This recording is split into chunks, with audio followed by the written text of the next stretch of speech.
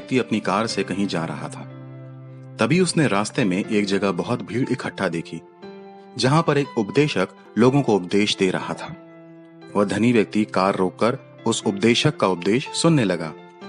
अपने उपदेश में उपदेशक ने कहा, आज संसार भर के लोग धन दौलत के पीछे भाग रहे हैं, लेकिन वे इस बात से अनजान हैं कि अपनी मृत्यु के बाद अपने धन को वे अपने साथ नहीं ले जा पाएंगे।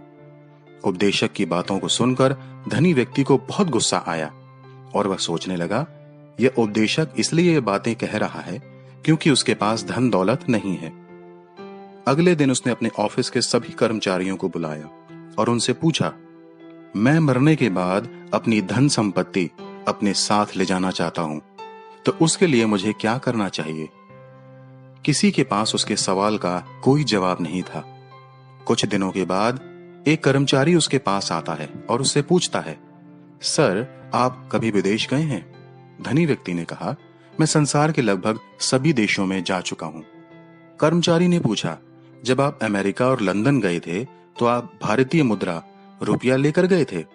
धनी व्यक्ति ने जवाब दिया, नहीं, जब मैं अमेरिका गया था तो मुझे वहां की मुद्रा डॉलर की आवश्यकता थी, इसलिए मैंने रुपये को डॉलर में परिवर्तित करवाया, और इसी प्रकार लंदन जाते समय रुपये को मैंने पाउंड्स में परिवर्तित करवाया, क्योंकि विदेशों में भारतीय मुद्रा नहीं लेकिन वहां की मुद्रा मान्य है। उसके कर्मचारी ने कहा, सर, आपने बिल्कुल ठीक कहा।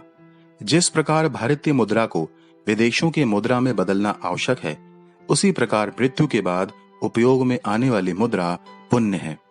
यदि आप अपनी धन संपत्ति को दान और भले कामों में प्रयोग करेंगे तो आपकी मृत्यु के बाद यह आपके पुण्य में बदल जाएंगे। उस व्यक्ति की बातें उस धनी व्यक्ति की समझ में आ गईं और उसने अपनी धन संपत्ति को दान करने और भले कामों में खर्च करना आरंभ कर दिया।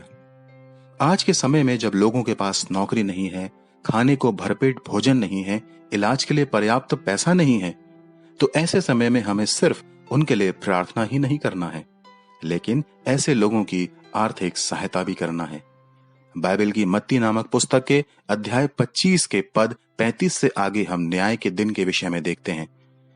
यहाँ पर यीशु भले काम करने वालों से कहते हैं, मैं भूखा था, तुमने मुझे खाने को दिया, मैं प्यासा था और तुमने मुझे पानी पिलाया, मैं परदेसी था और तुमने मुझे अपने घर में ठहराया, मैं नंगा था और तुमने मुझे कपड़े पहनाए, मैं बीमार था और तुमने मेरी सुधि ली, मैं बंदीगृह में था और तुम मुझसे मिलने आए।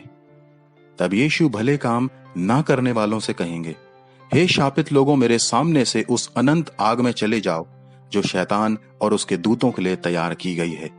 क्योंकि मैं भूखा था और तुमने मुझे खाने को नहीं दिया, मैं प्यासा था और तुमने मुझे पानी नहीं पिलाया, मैं परदेसी था और तुमने मुझे अपने घर में नहीं ठहराया, मैं नंगा था और तुमने मुझे कपड़े नहीं पहनाए, मैं बीमार और बंदीगृह में था और तुमने मेरी सुधि नहीं ली।